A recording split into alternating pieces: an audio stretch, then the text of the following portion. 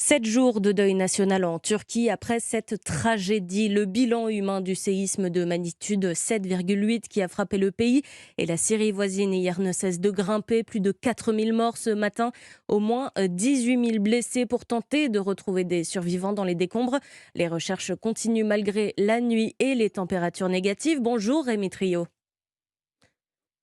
Vous êtes le correspondant d'Europe 1 en Turquie. Vous êtes ce matin à Antakya. C'est une ville qui est située au sud du pays. Et la première chose que vous nous avez dite en arrivant, c'est que les rues ressemblent à un vaste champ de ruines. On est face à un immeuble complètement écrasé. Tous les étages se sont effondrés les uns sur les autres. On voit la tête d'un homme émerger des ruines. Il est complètement bloqué dans le béton.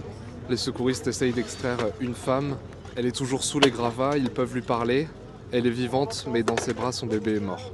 Un peu plus loin, c'est un hôpital qui est en ruine. Un autre bâtiment, lui, est complètement effondré. Kenan a réussi à s'en sortir, mais pas ses amis. Ils sont coincés depuis 25 heures. Moi-même, je me suis sorti de là difficilement. Des gravats me sont tombés dessus. On était 5. Ils sont toujours là-dessous. On les entend, mais on ne sait pas s'ils ont à manger ou même de l'eau. Ici, tous attendent des renforts ce matin pour poursuivre les recherches dans cette ville dévastée d'Antioche.